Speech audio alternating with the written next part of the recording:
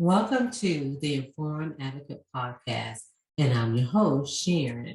And this is the intersection of self-care, advocacy, and compassion for self-caregivers. Welcome, welcome, welcome. And so for this episode, we're going to talk about tips for being an informed advocate, tips for being an advocate. And so one thing that I have learned personally and professionally when it comes to, again, even myself.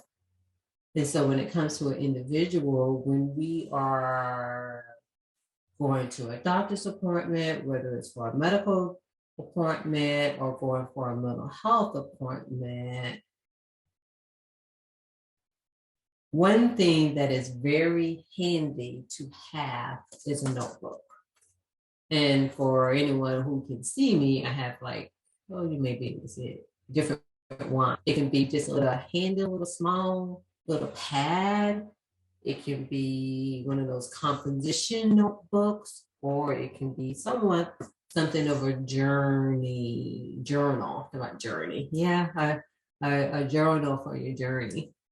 So having something to write on when you're making the appointment. Because even though when we're making the appointment, we're like, oh, let me get something so I can write down the appointment we were calling. Go ahead and have that ahead of time. The other thing is, even before you get to the appointment, when it comes to yourself, in general, it's a good idea to just start writing things about ourselves, especially if we started to notice something. So it's good to jot those things down, because even though I am a mental health person, when I go to the doctor, before I go to the doctor, I'm like, okay, I have this going on, I have that going on. And then when I get there, I can't remember. And so I either write something down. I usually put it in my phone. I don't always have it on a notepad itself. But when you write it down, it helps you to remember, even if you don't have the notebook or the pad with you, but also you can put it in your phone. But this is especially true if you are helping someone else to schedule an appointment, or you're being a caregiver, or you're supporting someone else, whether it's professionally. Most of the time professionally, we have to do it anyway. But definitely personally, because we don't always think about those things, and you'll see why it's important. So definitely have a notebook handy, and pretty much you can go to the Dollar Tree, Walmart, or any places, especially when it's like school supply season. You can definitely get a good deal and just have them, because it really comes in handy.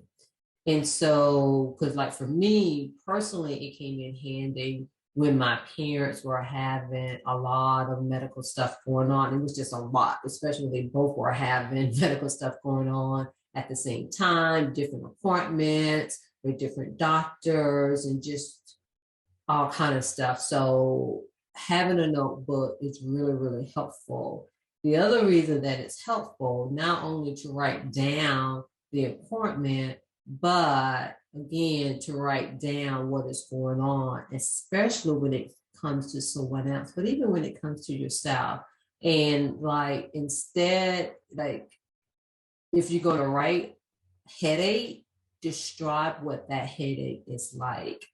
I always tell people, try not to label it, describe what's happening. So that's medically, but especially when it comes to mental health and for someone who's experiencing with addiction. It's really important for yourself, but especially if you're supporting someone or helping taking care of someone, to write down what you see and what you hear, to avoid using labels. And I'm just going to leave it like that. The other thing is too, even though it's a lot of information, but when you're seeking help, especially during a crisis or even sometimes the initial assessment, but especially during a crisis, at least when you first speak to someone, I know a lot of times people want to give all the information in the back end, but when you first speak with someone about it, especially if it's just scheduling an appointment, or even when you're going to the emergency room or a crisis, have it with three of the most dominant symptoms or behaviors that you see. Like for instance, if someone, like sometimes when someone is experiencing, let's say depression, they may have some symptoms of not being able to sleep, or something going on with their appetite, but they may also be crying a lot. And especially if they're talking about not wanting to live and wanting to die or have a specific plan. And instead of using the word suicide, but if you do use the word suicide, describe exactly what that person said. And that would be the first thing that you would tell, if you're calling for, if someone say that, in that case, you're calling 911 or taking them to the emergency room or the mobile crisis team, depending on where you live in the world. And so, again, you will identify, and I say three, even though there may be more, but it's just that it can be too much information. And then sometimes the most important thing may not get looked at until later, or may be overlooked because there's so much information. But there would be opportunities for you to give all of that information. But at least when I would say when you're doing the, when you're making an appointment, like if you go to the emergency room and they say while you're here doing that triage stage, list that. But when you're able to, put part of the process, just trust that you will be able to give that information. But sometimes too much information, like hearing the story in the beginning, especially when it comes to a crisis, that can be too much because it's sorting out what needs to be done right now, what needs to happen now, what are the priority right now. So that is really the main reason for that. So again, have that notebook, have something to write with. And the other thing is too, is when you're making appointments or you're seeking assistance, have that notebook out and get a telephone number. If you're being transferred, if they're able to give you that number, because it depends on, because each place is different. If you're calling for a medical appointment or for a mental health, again, each, doctor's office, each mental health private practice, each mental health clinic, it's just different. And so some places are able to give you the telephone number when they transfer you, and some don't. If someone volunteers to give you the number, and I know some people are like, but can you just transfer me? Yes, they can, but get that telephone number, because sometimes either the telephone call can drop, or for whatever reason you get transferred to the wrong department. And so that's another reason why it's important to be able to write that number down. And especially when you're calling like a main number, just ask them if they're able to. Sometimes there may not be, but if they're able to, go ahead and write that number down, because believe you me, if you're supporting someone, if you're a caregiver of someone, you're more than likely is going to need that number again. And so that is really, really important. And so the other thing is that to have that notebook, whether it's for a medical or mental health appointment, or going to the doctor's office, going to an appointment, or even going to the hospital, is that to write down who you spoke with. That's really important too, just in case you need to reference it back. It's like, well, I spoke with this person who said this. And the other thing is when you're having conversations with individuals, and sometimes whether it's in person or over the telephone, is to, when you have the opportunity, you may not be able to do it right then, but to write down the outcome of the conversation, the outcome of your doctor's appointment, because that can really be important. It's not just why you were there, but what was the outcome? And some of it may be you or your loved one may need to follow up with something, or you may need to do something in taking care of yourself. Sometimes doctors may say, you may need to change your diet, you may need to exercise. So write down those things, or you may need to follow up with a specialist. And the same thing when it comes to mental health is that you may go to, let's say, if someone is in therapy, then they may give you some really good insight of some coping skills or something. You have that aha moment. And so when you get back to your car or however whatever your transportation may be, as soon as you get the chance is to write down what was the outcome, kind of summarize it, because that helps too. And again, especially by being a self-caregiver and for you to make informed and being an informed advocate, that notebook is going to come in handy, because I tell you, when my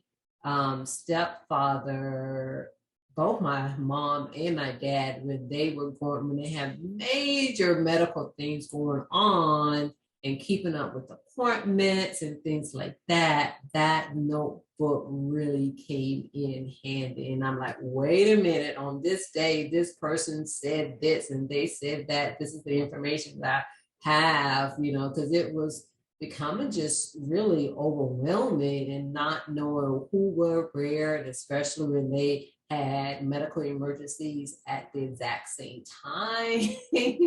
And so it really helps. And so get it, like I said, you can get one of those, I kind of call it handheld notepad.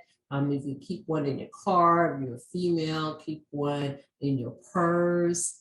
And just keep one near, near your phone, wherever you lay your phone at, in your house. And so it can really be very helpful. And so again, with this tip is the main thing is to keep a notebook. And then the things to have in a notebook is to describe any symptoms, any behaviors, whether it's for yourself or the person that you're taking care of. And remember, the key to supporting others is for you to take care of yourself. So this is for me too, to remind myself, because I'm here talking, it's like, yeah, maybe I do need to write more things down when I have those visits or before, because sometimes by the time I go to the doctor, it's like, oh, I'm fine, everything's fine, which most of the time it is. But you need to remember why you made that appointment to the doctor in the first place. And I'm saying doctor, but whether it's a doctor or whoever it is that you're seeing, and as time goes on, we will explore so many other opportunities of how we can allow ourselves to be healthier in so many different ways. And so that is coming. It really is. So again, have your notebook, describe the 3 most dominant, whether it's symptoms or whatever it is that is going on with you or that person. Write down any telephone numbers, write down the name of the person who you spoke with, and then write down what the outcome is. Like if it was an appointment, then you write down the appointment. If they give you instructions to do something, then you write that down. If you're at an appointment, or following up, then, again, follow those same things is to, 3 dominant, the most prominent, symptoms or behaviors or whatever it is kind of like the purpose of you seeking help, the purpose of you seeking assistance. So again, you will have the opportunity to give more details, but too much of it, again, the way that the brain works is that it may pick up what resonates with that person, but it may not be what's true for you. So you choose what are the most important parts of it, that has you worried or concerned about yourself or about someone else. So I hope that these tips was very, very helpful, because again, as an informed advocate, especially as a caregiver, where we're helping and supporting others, because it's not us, we may not always remember the details, but it's just so helpful, especially if you can have a history of something, and so many things can change, and that's okay too, to be able to adjust to that.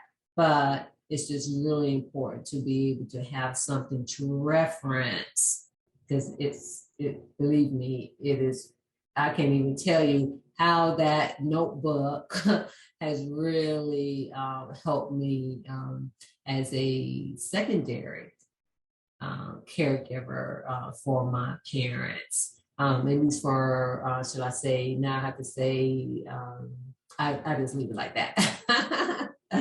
But anyway, thank you for joining me for this episode of the Informed Advocate podcast.